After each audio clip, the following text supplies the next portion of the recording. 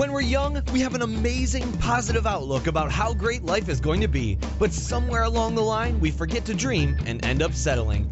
Join Up Dots features amazing people who refuse to give up and chose to go after their dreams. This is your blueprint for greatness. So here's your host, live from the back of his garden in the UK, David Ralph. Yes, hello everybody. Hello, how are we? And welcome to episode 61 of Join Up Dots. We have got a lady who is a Californian girl. And she's got sun, she's got surf, and you know how us English men feel about Californian girls. We wish they could be well, enough of that.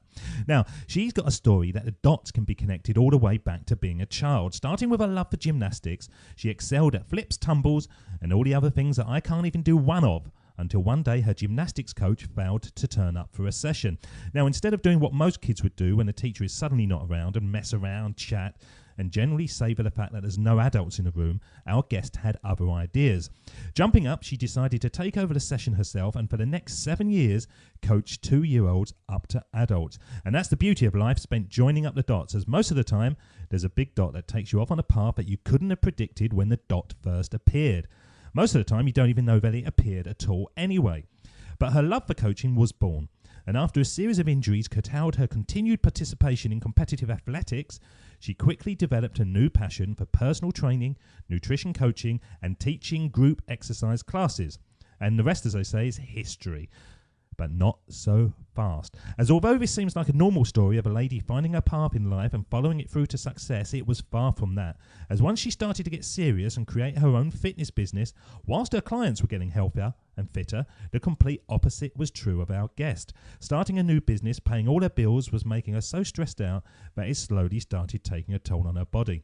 6 months later, her body shut down as in can't train clients, can't teach classes, constant pain, and she can barely stay awake. So what does she do? How does she recover her mojo, her fitness and her business and take it to greater and greater levels of success? Well, let's find out as I bring onto the show the lovely and uber fit Liz Cortes. How are you today, Liz?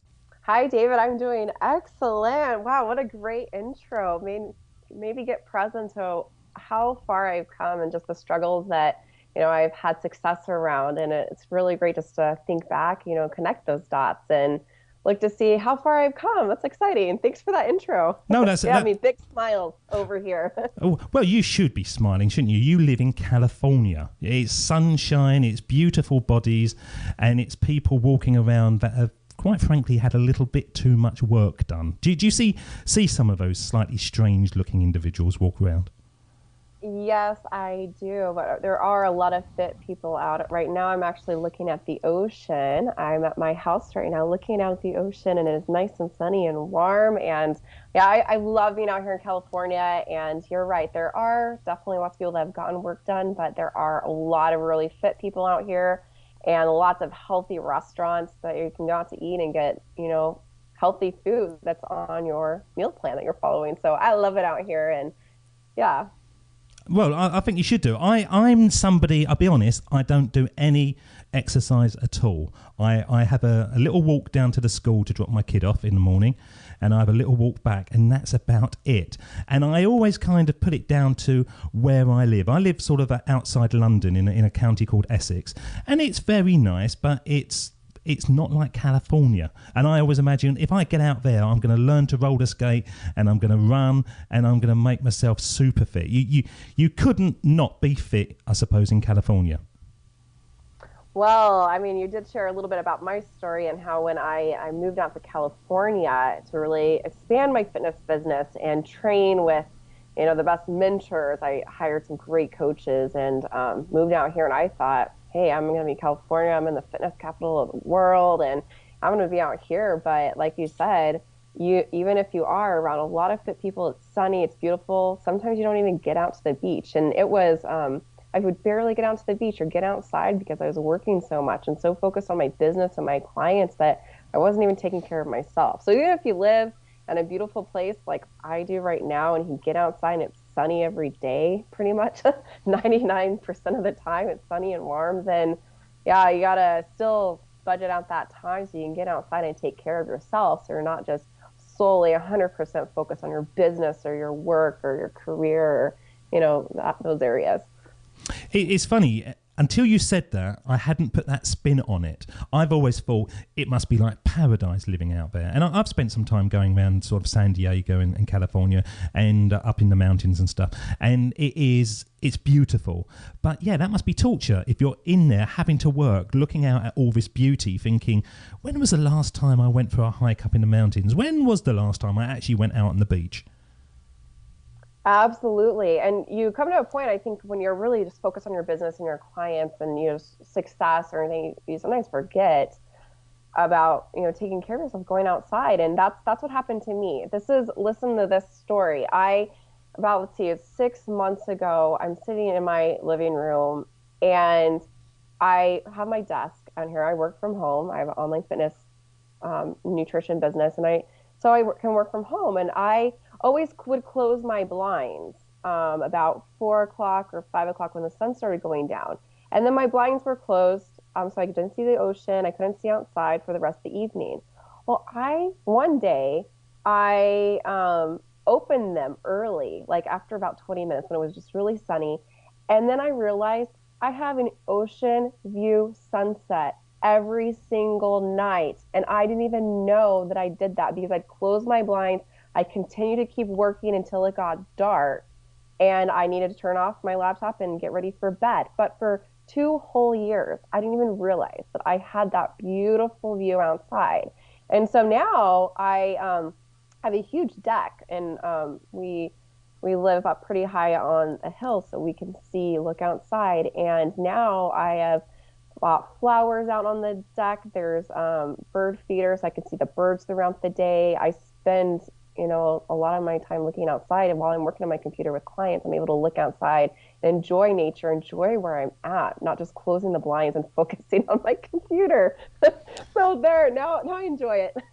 Well, I didn't actually expect for you to be saying that you spend so much time on the computer. I expected you to be bounding around, shouting at people with headbands on. This is my sort of naive view of fitness classes. So give us an explanation of a kind of day in Liz's life at the moment. Yeah, so I do that as well. So each day, so on a weekly basis, I teach 5 classes. So this morning, I know you have this class out there. It's called Body Pump. So I don't go to it, Pump. I promise you. Well, maybe I know whoever's listening to this, they probably heard of it at the gym. I can't remember the last time I pumped anybody's, I promise you. So this morning, just a day, my husband's been out of town, and so he just got back into town. And what we love about the morning is just waking up and making breakfast together. Breakfast is my favorite meal of the day, and that's our time just to connect and just get focused on our day. So we make coffee, we make our breakfast, and then we eat breakfast together, and we start off our day. And I made it a habit to not check my cell phone or my emails or turn on my computer until I've had breakfast and had time just to connect with my husband and get prepared for the day. And then at that point, I normally head over to the gym, a couple hours after eating, and I go teach a class, or I go do my own workout. So this morning I taught Body Pump and had a packed out class with almost 40 people in it. So I got to yell at them and get a great workout in and inspire them to be healthy and fit. And then the rest of the day, when I come home, I'm on my computer. So I did used to personal train in gyms for years, and even had my own gym that I co-had and did that for years. And it started to take a toll on my body, training personal training clients all day long. And even when I was, running a gym, still being on my feet all day, it just took a lot of toll. So now I do online consulting with clients. So I have lots of videos online so they know exactly what exercises to do. And then I do coaching calls, and I do interviews like this. I do webinar trainings and group coaching or one-on-one online. So the rest of my day, yes, I do spend a lot of time sitting, which I am working on, getting up more often and stretching and doing that, because my body has not been used to doing this much sitting during the day. So that's kind of a typical day for me of what I do. So very different than most other personal trainers or nutrition coaches or, dietitians, they're out at the gym all day long. I decided to change things around when you shared, my body's shut down. I had to make a choice in that time.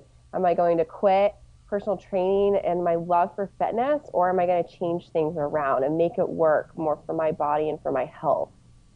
I interviewed a chap on episode 38 called Stephen Sashen, and he's created these things called zero shoes, which basically, for people that like to run barefooted, you get a very fine bit of protection on your feet, but they don't weigh anything, and this is his business. And he realised he was at his computer all the time, so he bought a treadmill and connected it with like a bench at the top, and his computer's on there, and he walks all day whilst typing on his computer, never sits down anymore. I've heard of those. I've seen those. How fun. I have not tried that out. I would be afraid I'd like trip and fall. It's not as nice as a nice cushion though, is it?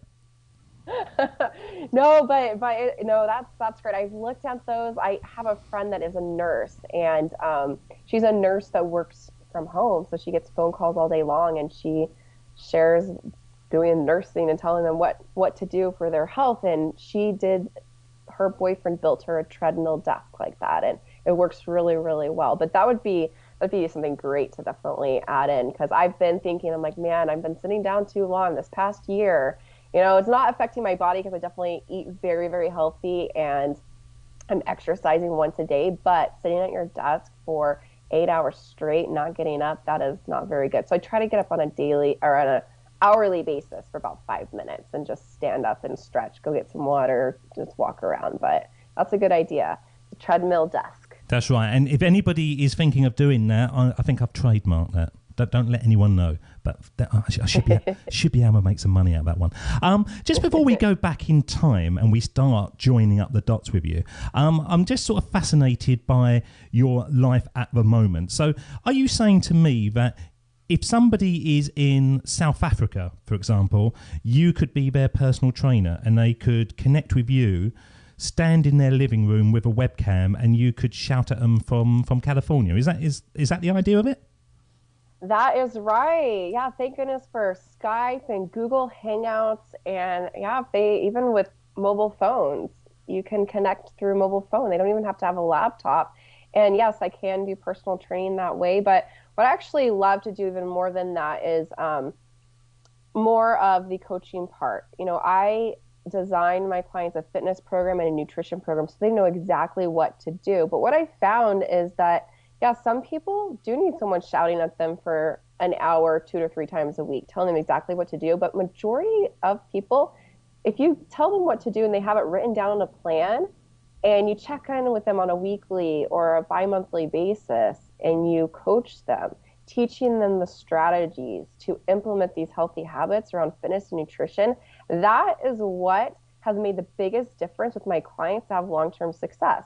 So I used to do personal training 2-3 times a week with all my clients. And I started to phase out of that and focus more on, let's do a coaching call. Let's really dig in to see, okay, why do you keep eating the candy and the ice cream? What is going on with that? Let's address that.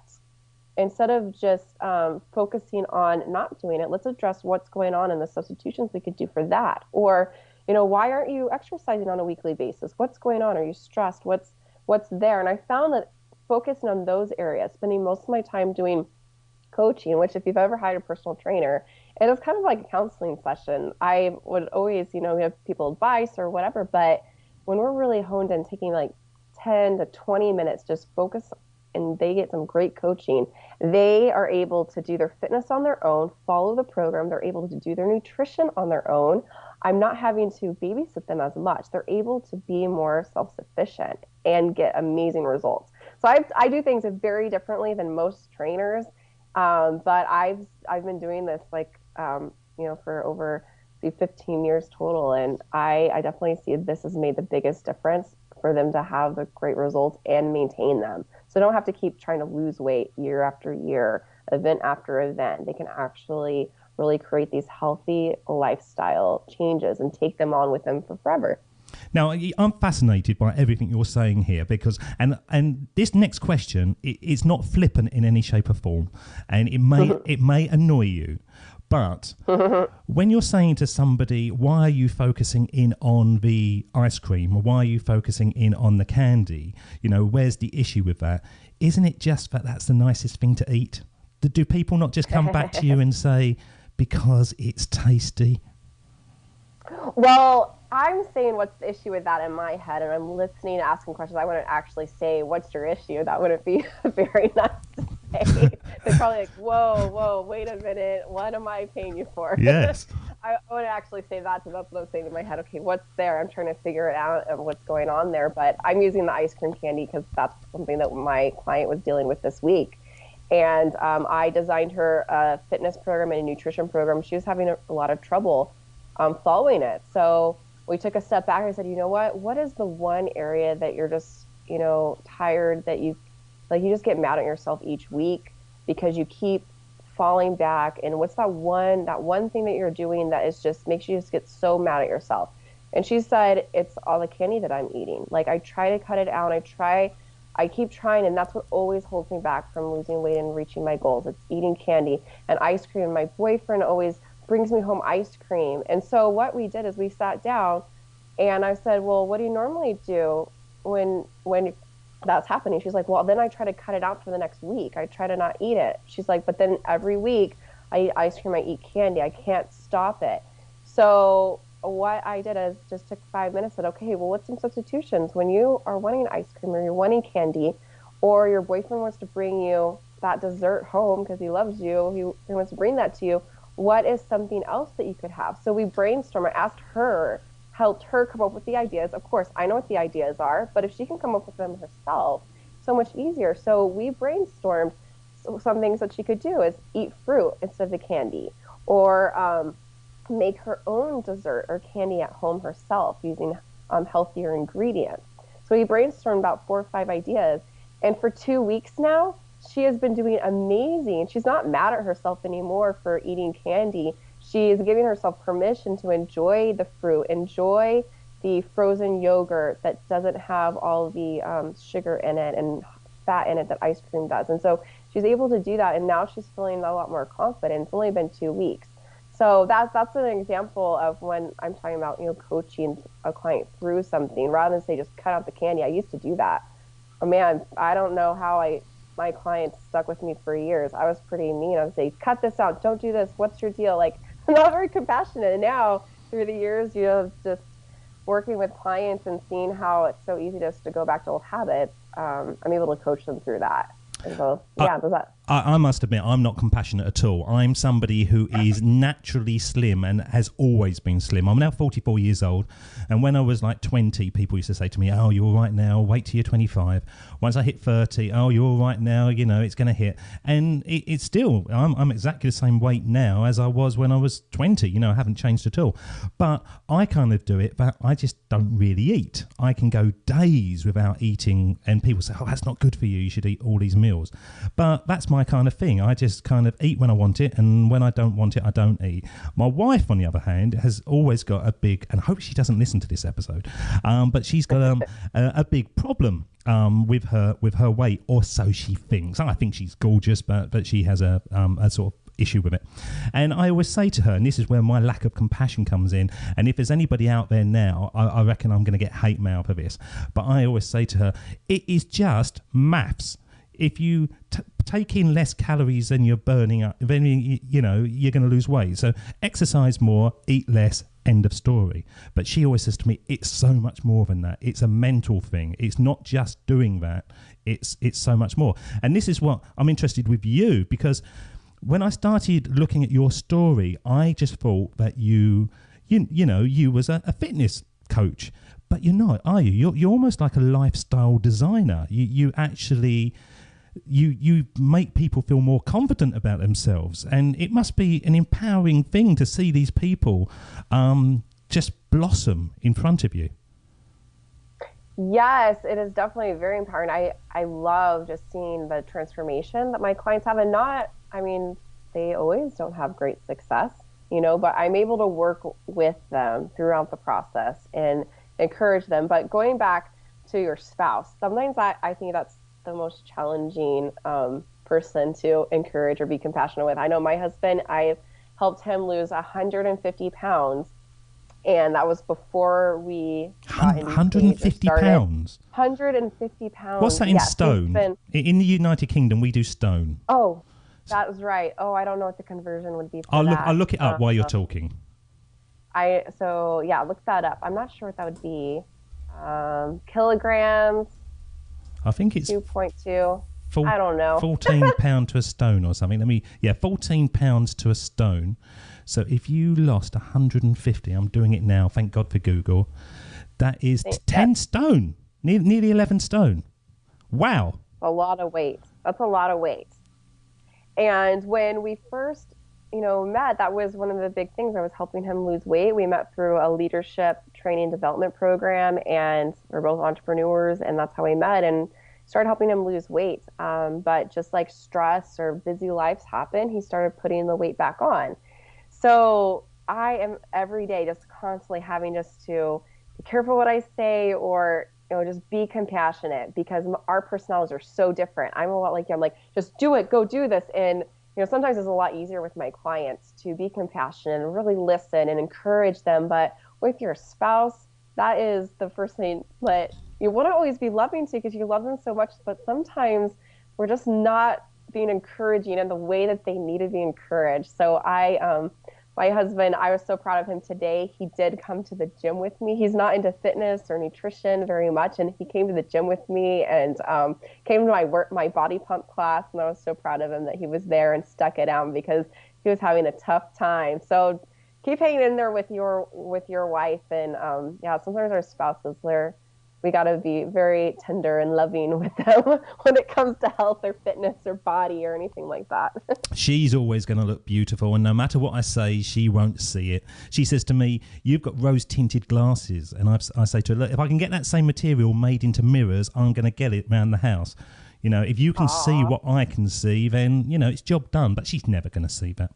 It's a mental thing again. Mm-hmm. So if we go right back into your life, okay, we've touched enough on where you are at the moment, because you have had a journey, as I say, that has had tripfalls, it's had successes, but there has been those dots, hasn't it, working all the way through, from the fact that you was heavily into gymnastics, and then the coach didn't turn up. Looking back on that one time, because that seems to me a big dot.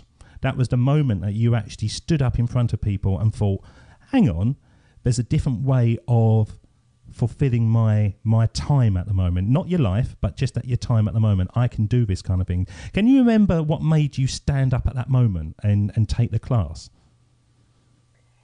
Yes, no, I can. That was a long, long time ago. But definitely, I remember just sitting there. I think we were sitting in, there was a acrobatic trampoline there, and at my class, we did a group warm up. So there's a coach there, and then we go to our spot where we're starting our class, and we're sitting there waiting to be told what to do next. And we're like, our coach isn't here. And I remember sitting there just thinking, wow, everyone showed up to practice today.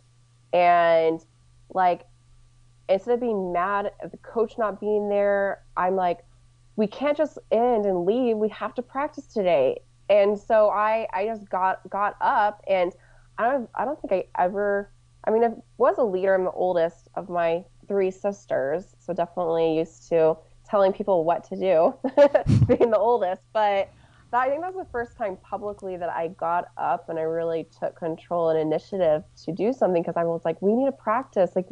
We all drove all the way here. Our parents brought us here, and we've got to just go for it and do this. And I'd never seen that happen.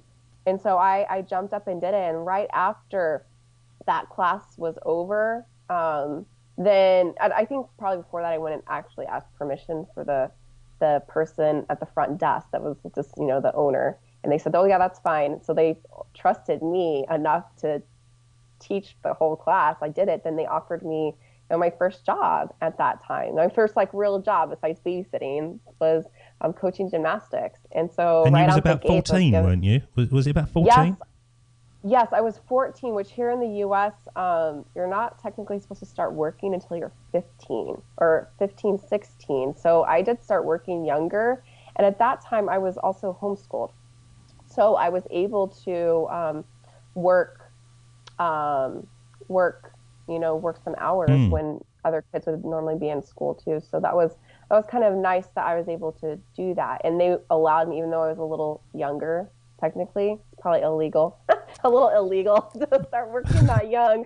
They're like, be quiet about this for a few more months till you turn 15. But yeah, so I just jumped up and did it, and I felt just totally very honored that they let me do that, and then also offered me a job, even though technically I was a little too young to start working at that time. What was it liberating at that time to actually stand up? Because I imagine there must be people in there who must have looked at you and thought, oh, what the hell's she doing? There must have been people that didn't totally buy into what you were asking them to do because you was a 14-year-old girl who was suddenly jumping out of the crowd into the forefront. Yeah, they probably might have been thinking that, but I didn't notice very much about that. I'm definitely, as I'm thinking about this time, looking at the other times when I've been in a situation and just jumped up and did it. I just, there's been multiple times where I just jumped up and just took control, or people just didn't know what to do. And, emergency situations or just any time, I just like tend to just jump up, and it's like I go and then I think about it. Because that's a rare commodity. Not many people do that. They've actually done scientific tests where they will put somebody in a room with a load of actors and blow smoke under the door. And the people are all sort of ignoring it because they've been told, except for this one person who didn't know. And because nobody else was jumping up, they don't. And there's more and more smoke coming into the room. And, it's the fear of the peer pressure. It's the peer group. They don't want to look stupid, and they can't understand why no one else is reacting. So you have got a very rare commodity, I think, that makes you want to jump into situations which other people would stay where they are and keep quiet. Yes, and I recently took the Strengths Finder. Have you heard of the Strengths Finder test? Yeah, by Tom Rafe. Strength. I talk about it a lot, Yes. actually. Yes. What was your number one skill? Or your My strength? number one is focus. Yeah. Focus. Can you remember the That's my others? number one. Yes, I'm pulling up on my phone right now, but it's focus and competition. So of course that's competitive athletics. That's something very important. And strategic. Okay. Significance. Okay. And then command. So that ties up perfectly, doesn't it? Yes, and it was really empowering to see this, that, a lot of my strengths are in the influence category. So, of course, me jumping up to do something or to command a group, even if they were most of the time I've had to tell older people older than me what to do, or any job I've done or anything, I'm working with normally people that are older than me. And, to be able to have that confidence to, lead groups or command someone or influence groups. I've definitely been able to do that. However, what I've been noticing is that most of the time when I am doing that, there is, someone else really being the main leader, and I'm behind the scenes empowering the main leader in the group. And here recently, since doing the Strengths Finder just about a month ago, I'm like, interesting. I have these really great qualities, and maybe I'm being a little shy and a little scared of what I'm doing, and I really need to put myself out there more and get out there more, because I have these great qualities. And I'm like, I don't know if I'm using these strengths to the best of my ability. I have at points in time, but I think I could do a whole lot more. And so that's something I've been inquiring here recently. Did you think if you had Strength Finders 2.0, because I've gone through the test, and off the top of my head, I can't remember all of them, but my first one was futuristic. And in all my life, I've always been the one going, wouldn't it be amazing if we could do this? And wouldn't it be incredible if we could inspire the world and all that kind of stuff? Which is kind of what I'm trying to do now. It's the first time in my life that I'm actually trying to do something globally, where normally I'd do it in a pub after 5 or 6 glasses of wine or whatever. And I looked at this and I thought to myself, this is the first time ever that my flight of fancy has actually been classed as a strength. Yes, you are definitely using your strength of futuristic with this podcast and working with people all around. And that it's amazing to do that. And I think a lot of people, they're not clear on what their strengths are, or they spend a lot of time going to school or trying to figure out what they're good at. And I am just so thankful that I took this. I learned about this actually through my church. They had us leaders at our church take this strengths finder along with a few other personality tests, the Jung personality one, and a couple others. And then we took I think it was 5 of them. And then what we learned is our design for life, what we were designed to be, because everyone is unique. Everyone has talents and strengths and gifts and natural abilities. So there isn't one person that's the same. And it is so empowering to know and learn about your personality and learn what you're good at, and then do a job or, do something on the side that is just totally an area where you can use all those strengths and do. And then when you're doing that, it is so fun. Like, I'm sure you're having a blast doing these interviews and the podcast because this is fulfilling, futuristic. Yeah, it is. It's absolutely playing to my strengths. I think that the second one was communication. I think it was or connection or something like that. It was, which is pretty much the same thing. And in many ways, the actual recording of the podcast isn't work. It doesn't seem like work to me. All the work involved of actually contacting you, researching you. If anybody is thinking of doing a podcast at the moment, I'm doing a daily show 7 days a week, and the actual recording of it is a breeze. It's the preparation that's taking the time, and it's taken me probably about 6 hours per show to actually release it once you've got the social media and stuff. So if I could get that side of it away and play purely to my strengths, God, I'm going to have a blast. I'm absolutely going to love it. But you can't just go from, A to B to C. You've got to actually progress through until you can get rid of the A's and the B's. That is absolutely right. But you talking about your unique path. Now, the strapline to the show is connecting our pasts to build our futures. And that's the kind of theme of Join Up Dots, because I'm a great believer. And I've always said this, that all of us know what we're good at in life, but in some form we get lost on the way. And it's either that we're so desperate for a job that we go into a job because it's just paying the most money or whatever. But if we look back over our dots, our periods of our life where we were infused by something, or we were naturally good at it, or we were just enjoying it, most of us would have a pretty good idea of what we should be doing with our life. We just do not reflect. And you are an absolute case of that, aren't you? We could pretty much say, as a 14-year-old, you were going to be doing what you're doing now. Yes, and actually younger than that. Which I know this is up online somewhere, but even younger, when I was 5 years old, my mom had a garden, and I went and picked all the baby pumpkins in the garden, and I went and sold them door to door, and for $1 to a 5-year-old. And I asked my mom, like, why did I do that? How did I learn that? She's like, I don't know where you learned that from or why you wanted to do that, but you thought that was so fun.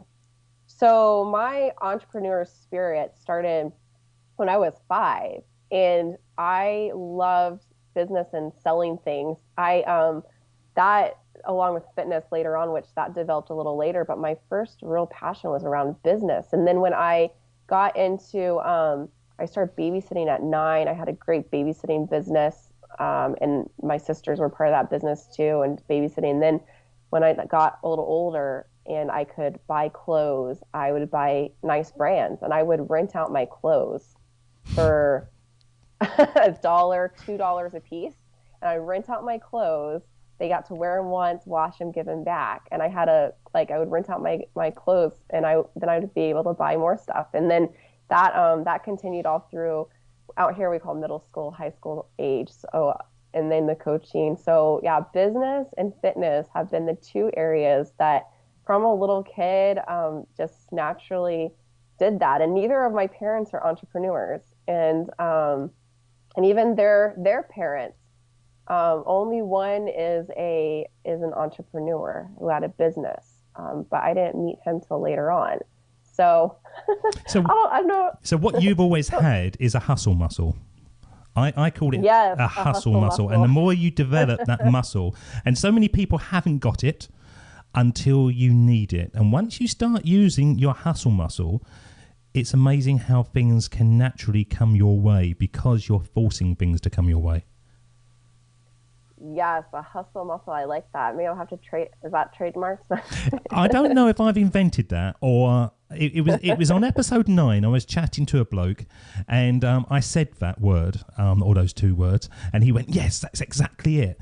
And ever since then, I'm trying to think, have I made this up or is this something that I've read or I've dreamt or whatever? I don't know, but I'm going to kind of claim that as a trademark because I do think it's true. And as he said at the time, I remember him going, yes, you know, you if you want a 6-pack, you go to the gym and you work at it and you work at it and you work at it. And that's exactly the same as your hustle muscle. And if you let it go flabby, it's not going to work. You need to be using it on a daily basis. And you need to be looking at opportunities, trying to make connections and kind of enjoying yourself and flexing it constantly. And Life in many ways is incredibly hard, and it is. And there's so many people going to be listening to this. And I want so much to inspire just one person to email me and go, because of these shows, I actually took action and now whatever, my life is so much better. And that would make me so happy if it's just one person. But life doesn't have to be so hard if you play to your strengths. And that's the key message to it, isn't it, really? Yes, definitely. It does not have to be hard, but there's hard times. But yeah, that hustle muscle is what definitely got me through those tough times and times where I felt like, okay, maybe I shouldn't be doing this business. Maybe I should go and back to work and go do a 9-to-5 job and go back to do this. And there's many days like that where I took on side jobs that lowered my pay or whatever and just was not happy with that. And but made it through. And no matter if it's business or relationships or with me, I've had a tough journey with my body and my weight and just food allergies and health problems, just one after the other. And no matter what, just stayed focused that, I'm going to get through this and I'm going to share my story with people and empower people through my struggles. If I'm going to have to go through these tough times, and I'm going to share my story with someone and really hope that it inspires them just to keep going, keep persevering and staying determined and that they'll get through it too. And then they'll come out even stronger. You've joined those dots up, haven't you? And I'm going to play Steve Jobs' speech here because I normally do it around about the 37 minutes mark to be precise. And we're going to listen to him and then I'm going to ask, what's your flavour of it? Because so many people listen to these words and come to it from a different angle, and I just want to see what you actually think about these words and whether they're relevant and whether they're true to your life. Of course, it was impossible to connect the dots looking forward when I was in college, but it was very, very clear looking backwards 10 years later. Again, you can't connect the dots looking forward. You can only connect them looking backwards. So you have to trust that the dots will somehow connect in your future. You have to trust in something, your gut, destiny, life, karma, whatever. Because believing that the dots will connect down the road will give you the confidence to follow your heart, even when it leads you off the well-worn path. And that will make all the difference. Now, you seem to me as a lady with a very big heart. So do you follow it a lot? Yes, I do. Has it taken you into areas that perhaps, looking back, you wish it hadn't? Or has it always taken you to places that you think, yeah, because I followed my heart there, ultimately, it may not have been obviously right, but looking back on it, yes, it's worked out. Yes, at the time, yes, I do follow my heart. That is a big reason why I make a lot of different decisions that I have in the past. And at the time, I may have thought, oh, that was not a good decision. I shouldn't have done that. Maybe that wasn't me following my heart. That was more of desired or stuff like that. But looking back, I am thankful that I did go for it.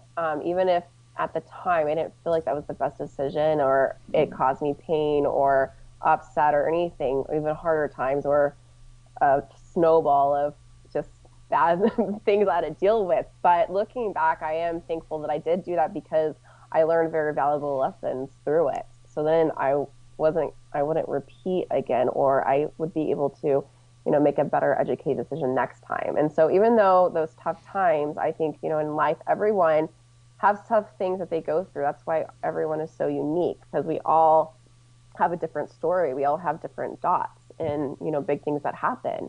But that's what makes us unique. And life would just be so boring if we never had those struggles. And now I turn those struggles into successes and use those tough times just to catapult me into what I'm going to do next or learn from it. And it is, tough times are horrible. They are. I've had tough times, but my tough time, and I'm actually going to tell you this, and this is the first time I've said this on any shows, but on episode 100, I'm actually going to be the guest. And I've arranged it already that a gentleman called Steve Young, who's got a podcast himself, is going to be the host of this show, and he's going to connect my dots. Because although I've touched on them many times through all the shows, I can link my dots back. And the last dot that I had, which I look back on it now, and I think to myself, thank God that happened. But I hated every second of it, was when I had a new manager in a job that I was in, and the one before was great and everything went well and we were singing from the same song sheet and working together, and this new lady came in, and I was going to say many things about her then, but we just didn't see eye to eye, and it was a really dark part of my life.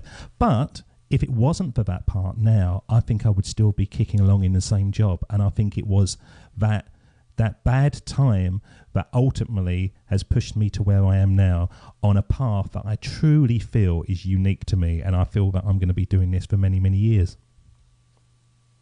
Oh, that's fabulous. That made me think of something that happened a month ago. I'm like, why did this happen? This is so strange. I'm like, what is this? But it goes right with what you said is, something could happen. And then it will just catapult you into what you're here to do. And that's really what I feel like I'm doing right now. Can you share it with us? Oh, sure. Yeah, I can share. So about a month ago, I've had the same best friend for years, and she's also in the online business as well, and has a very successful business. And on the side, I was doing a lot of stuff behind the scenes with her. So I have my online business, but also was really working a lot with her business, and we're best friends and working together for a couple of years. And one day she just decides that she doesn't want to work together anymore and doesn't want to be friends anymore.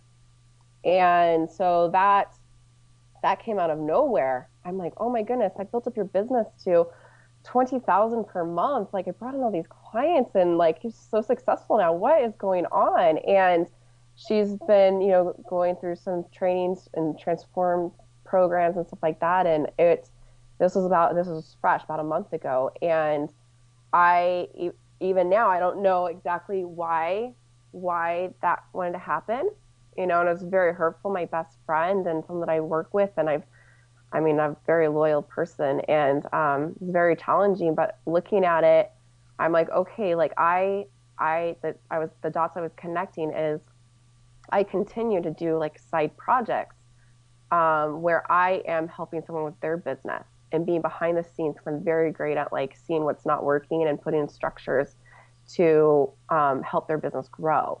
So I would be in the behind the scenes, working or being in there, and I just see like year after year, I keep doing that. And the one thing I haven't been doing is focusing 100% on my business.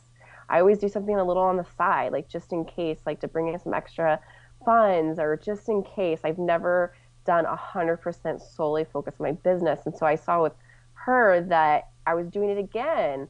Here I am taking 2 years to focus on her business and a little less on mine. And then at the end, there's no friendship there anymore. There's no business. And I'm like left, I wasn't fulfilled and just really sad. I'm still really sad about it now. But it's like what you said is that, maybe that relationship and that business needed to end to catapult me to really go 100% and really do what I'm here supposed to do versus working behind the scenes. Like we went over my strengths, those are influential. I'm not supposed to be behind the scenes all the time. Like, I need to be up in front. Like, those are what my gifts are. And that's when I really shine, is when I was up in front, taking initiative, leading a team, like taking charge. But when I'm behind the scenes and helping someone else, I'm not really taking charge. I'm like, oh, let's do this, or a little idea. And so I think that's like really what's going on with that, is that for me to really take charge with what I'm doing and stop like doing these little side projects and helping out my friends with what they're doing. But you were probably doing those side projects because you was comfortable with doing them. And because she caused you distress and changed your plans, actually what it's done is made you confront the area of your life which is going to expand you and make you more competent and bring more value to your life. And they're the areas, I think, and they're the areas that literally every discussion that I've had with people, whether it's at the beginning when they're about to start something and they're terrified, or whether they're multi-millionaires and they're going into a new business that they don't quite know as well as the old one, they're still terrified. But once you go into it and once you realize it's not so bad, you can never go back, can you? Because you have expanded and you are a different person. Yes, absolutely. Yeah, and I learned a lot working with her, but yeah, where I'm at right now, it's like, okay, I don't need to learn anymore. I've got all the tools that I need. I just need to go for it and really like take charge and go for it and, you know, do what I'm here to do. And instead of just having it be a nice, like cute little business, you know, like cute online fitness and nutrition business. Like I definitely right now at this point see that I've got to really go all at it, and that's what I'm here to do. And yeah. So sad for that business and that relationship to end, definitely. And it is tough, you know, but now moving forward, you know, everything happens for a reason, and we don't have all the puzzle pieces put together. God's the only one that has everything figured out, you know. That's what I believe in. Yeah, your wife.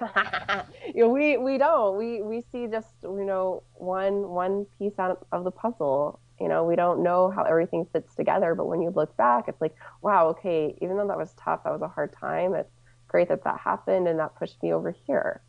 Let's just talk about your hard time. In the introduction, we was telling the listeners about when you first started your business and the stress of having to pay the bills really caused your body to close down.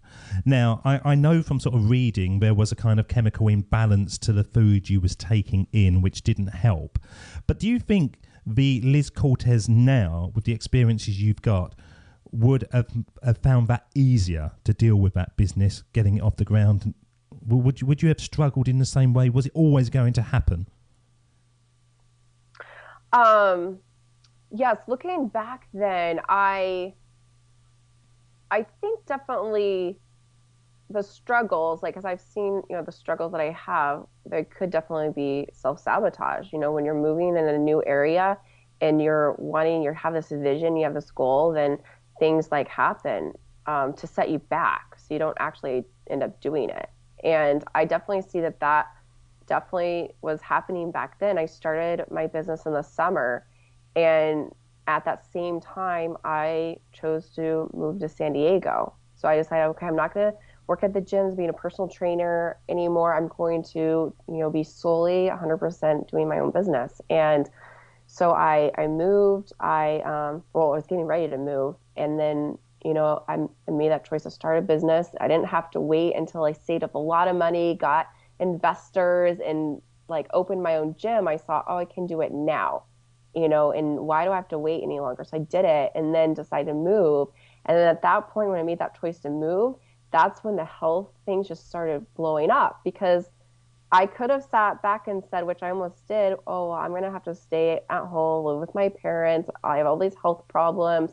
But I chose to keep going and figuring out what was going wrong, not listen to the first doctor. Went to 9 different doctors to figure out what was going on. And then once I figured it out, it was food allergies that was causing everything going on.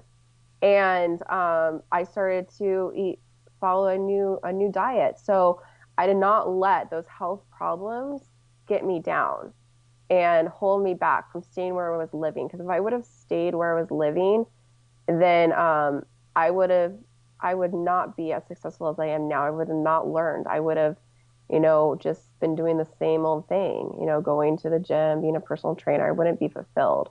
But because I stuck through it and I figured out what's going on with my health, and that wasn't the first time I'm still dealing with food allergies right now, and it's happened multiple times. But that, having my body shut down and me having to just take a break and reevaluate what I was doing and what was going on and really put my health first, that is what helped me out. And then when I moved to California, I was not making the sales that I needed to make. And so my next struggle was all around finances. So here I am trying to stay healthy and keep my food allergies in check. And then stress starts creeping up in finances and I couldn't pay my bills. And thank goodness my husband, or my boyfriend at that time, my husband now, he had to help me out. And my family, that was the first time I ever had to ask family for money. I'd never done that before. I put myself through school. Like, I never asked people for money. I had to do that. It was just such a struggle, I had to cut back on my lifestyle and change things around, but I was just still committed to making my business work. And yeah, that's does that answer your question? What was your question again? Yeah, no, it did, but it gave me so many more questions. Why, for example, instead of borrowing money off your mum and dad, why didn't you just sell your clothes to them and let them wear them for a couple of times and then wash them? And that would have been the easy thing, wouldn't it? Yeah, that would have, huh? Yeah, your dad would have looked a bit weird. That's right. Yeah, it was ego. It's like more pride. I didn't want to have to ask my parents for money. I mean, I'm like, they raised me. I didn't want to do that. And that's something I didn't get allowance growing up, or if I wanted something, I worked for it. And that's something my parents taught me. That's why I started babysitting so young, because I didn't want to wear hand-me-down clothes for my cousins. And my parents are just very frugal and very, very good with money. And so I learned when I was really young, if I want something, I got to work for it. I gotta do that. And that always isn't the best thing. And that made me kind of stubborn, to ask for help or for that. But it was, just the worst thing in my mind, to ask someone for money, to ask my parents for help, which they had to help me out many times living out here in California. And the cost of living is very high. And I was not bringing in enough new clients to make that work. And I signed up for training programs. That goes back to intuition. I signed up for like mentoring training programs, spent a lot of money, like money that some people would make in an entire year. I spent that buying training, mentoring programs, and got into debt in like 3 months. Never been in debt until in 3 months, maxed out my credit cards, just couldn't even pay for my rent or anything. And yeah, that was the hardest time financially, just, feeling like a failure, and then trying to coach my clients and be positive for them. It felt like very bipolar, like the two opposites. And I didn't want to share with anyone what I was going through. And I felt like very alone. And now, I've learned that I don't have to be perfect with my health or with my business. I can share the struggles that I did go through. It isn't good to just act like you're perfect all the time, which I had done that for a long time. And then I, now with the videos I share online, I try to be very transparent and share what I'm struggling with or success or stuff like that. And when I made that shift, then things started to get a lot easier. And I'm so glad I hung in there and kept working through, because now, last summer, my husband, he just was having a tough time with business. And since we got married, more struggles came up, and he's been an entrepreneur. And last summer we sat down and said, there's something going on. You just are not starting a new business. Things are falling through, and just, maybe you just need to take this next year to take a break and focus on yourself, go to school, because he never went to school. He's 45 now. He's never went to college. He went straight and opened up his first business when he was 18.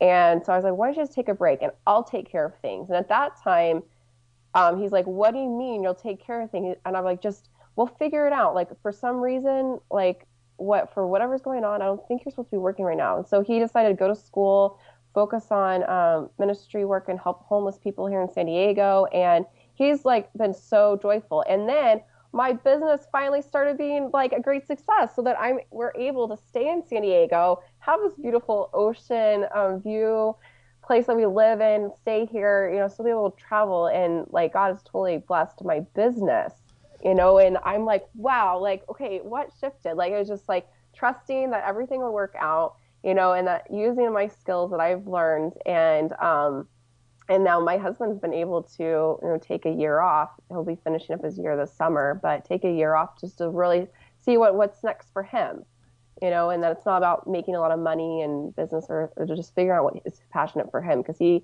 hasn't found that yet. He thought it was one area, and he doesn't think it's that area anymore. So it can come at any time, can't it? And that's the key thing. Yes. All these kids at the age of sort of 12 and 13 who are taking their education, and they've got to make a decision what they want to be for the rest of their life. I don't say this to my kids, but I feel like saying, just do something that you enjoy, because you're not going to use it when you leave school anyway. How often do you do sort of actual longhand math? You don't, do you? Just grab a calculator and bang away at a few buttons and stuff. That's right. My mom would say something different. She's a math teacher. I'm sure she would. And when I'm saying these things, I half of me thinks I don't know who's listening to this, but it is kind of true, isn't it? So much about education is about giving you a grounding for adult life, but so much of it is total useless. It's just rubbish. But that's another episode. That's another total episode. Right. Just before we let you go, Liz, out into that beautiful Californian sunset. Not that I'm jealous, as it's now 10:30 at night and it's pitch black here. I'm going to put you on the mic, and this is the bit of the show that we call the sermon on the mic. And this is when we send you back in time to have a one-on-one with your younger self. So if you walked into a room, and I know you'd be a bit surprised, but you suddenly saw the young Liz sitting there, what would you say to her? And what age Liz would you actually choose to have a one-on-one? So I'm going to play the music, and when it fades off, I'm going to remain totally quiet because it's over to you. This is the sermon on the mic.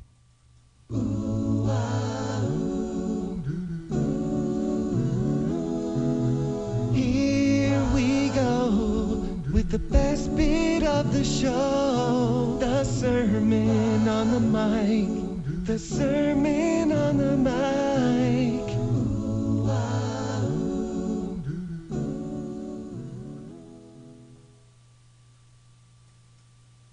Okay, so the age that I would be talking to myself would probably be when I first moved to San Diego, and let's see, I would have been, 23. So I just graduated college. I started a new business. I was 6 months into having my fitness nutrition business, and I maxed out all my credit cards and didn't know how to pay for things. So I shared a little bit of that, but I would just say, hey Liz, this is the older Liz, and I know that right now, things are looking, you're just feeling like a failure, and that you should have never moved to San Diego.